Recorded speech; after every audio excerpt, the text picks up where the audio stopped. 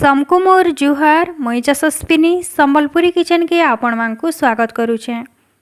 आज मुई आपण मानकर लगी आमर पश्चिम ओडिशार बहुत पुराना रेसिपीटे नेकरी आसीचे जेनटा कि होचे जन्हिकरडी चुटचुटा आई तुनटा के खास करी एंता वर्षा मासे ही बना जाएसी। आईटा बहुत स्वाद लागसी।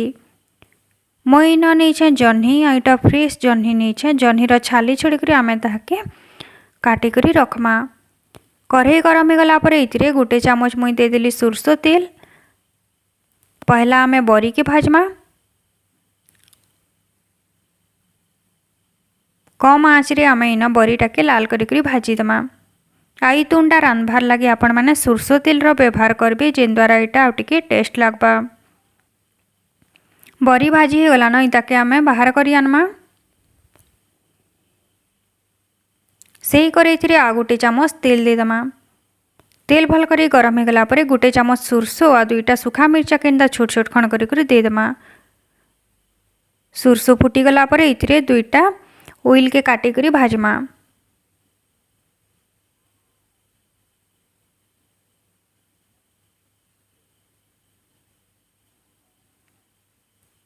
ओइली न भाजी होगला न देखुन तो अच्छी आम जन्ही के लगेदमा। जन्ही के गोल गोल कर काटी देछे। आउ कसी माखन के नहीं माखन रो छाली छोड़ी करी ताके भी छोट छोट कर काटी देछे। जन्ही आ माखन के छे आम 2 मिनिट पहला हाई फ्लेम रे भाजमा।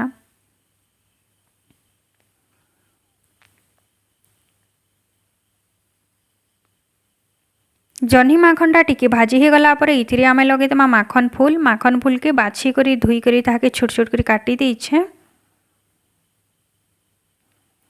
स्वाद अनुसार देदमा नून, आधा चामच हल्दी पाउडर आउ बेसर रे मुई न धला सोरसो नहीं लहसुन आ सुखा मिर्चा ताके टिके पानी देकर चिकन करी बाटी देछे। आपण माने न कला सोरसो भी नहीं पारबे।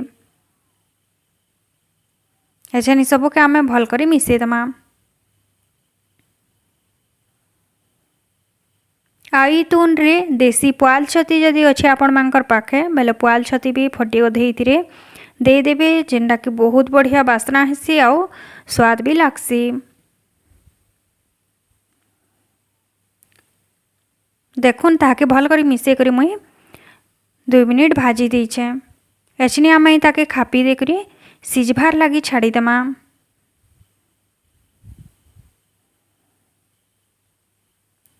4 ରୁ 5 मिनिट हो गला न जन्ही माखनटा आमरी न भल करी सिझी जाइछे।